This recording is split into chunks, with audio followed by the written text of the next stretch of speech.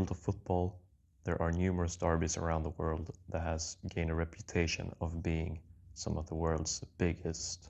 However, there is one derby in the city of Belgrade in Serbia, which has sort of gotten a reputation of being the most crazy, the most violent, and also one of the most fierce derbies, not only in Europe, but in the whole world.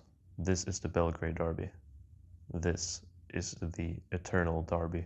The Eternal Derby, or in Serbian commonly referred to as Večiti Derby, translating to the Eternal Derby, is a game contested between two of the biggest teams in Serbia. First, Crvena Zvezda, or Red Star Belgrade in English, and Partizan. They have been dominating not only Serbian football, but football in the Balkans for decades. When these two clubs meet, it's not only a match, it's an identity. It's a game that not only divides the city of Belgrade, but divides the whole country of Serbia. Both clubs were founded on the ashes of World War II. Crvena Zvezda, or Red Star, were founded by youth organizations, students that were anti-fascist and had some form of connection to the Communist Party that ruled Yugoslavia at that time.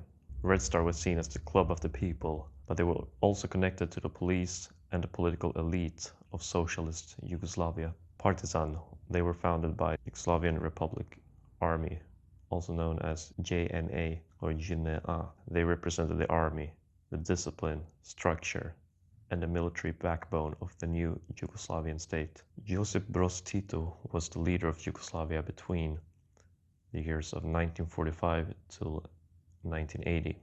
Yugoslavia consisted of numerous ethnical groups, spoke different languages, and so on. And Tito managed to control Yugoslavia with a strong centralized power. And during Tito's times, nationalism was sort of suppressed. And during these times, football was, of course, a very big thing in Yugoslavia, but it was more of a healthy rivalry. Everyone was in the same state, and you don't really see this hate they can see today.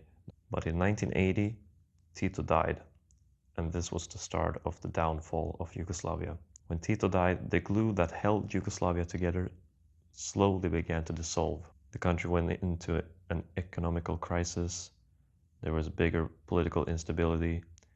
There were tensions in different regions that were rising, and nationalism that was suppressed before was given the space to being expressed, and nationalist ideas started to become more common in Yugoslavia. It was during these times that football and football terraces and stadiums became sort of an outlet for people to get their feelings out. An important historical event when talking about football in Balkan and the supporter culture and the hate between different sets of supporters is the game between Dinamo Zagreb and Red Star at the Maksimir Stadium in Zagreb in the year 1990.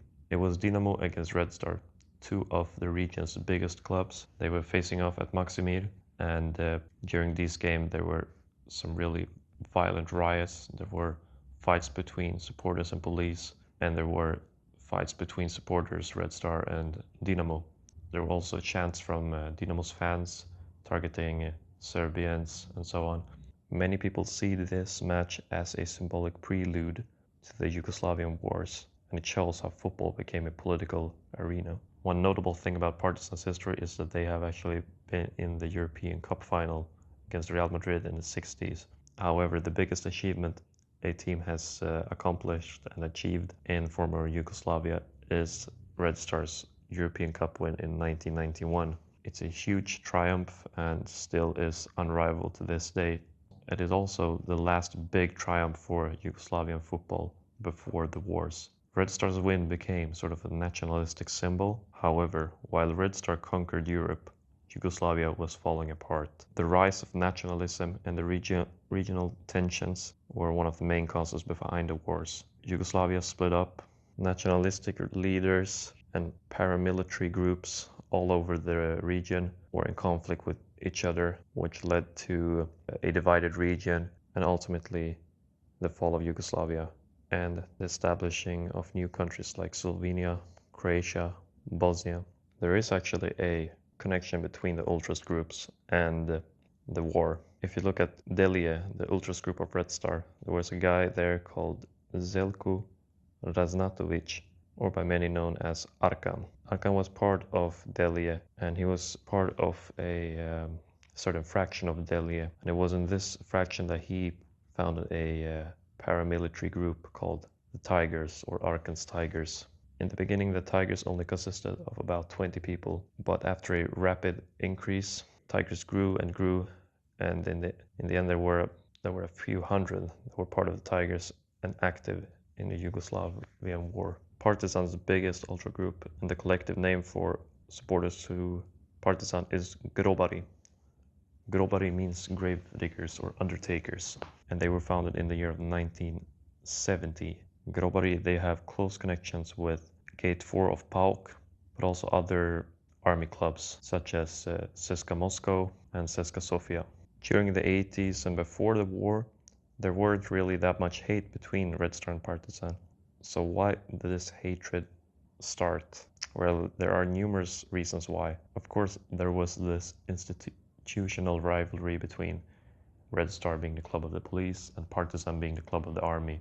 But I would say that stuff like nationalism, which is quite evident in both sets of supporter groups, but maybe a little bit more in Red Star, this has caused some form of divide between the clubs. Also the social identity among the clubs, and that violence grew during the wars.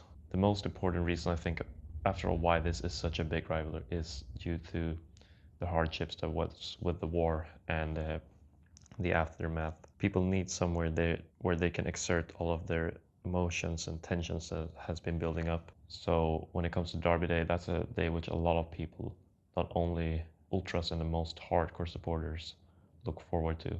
Everyone is invested in this game in Serbia, and on Derby Day, that is a chance for people to express all of their emotions and to feel something, and to be distant from reality for a while.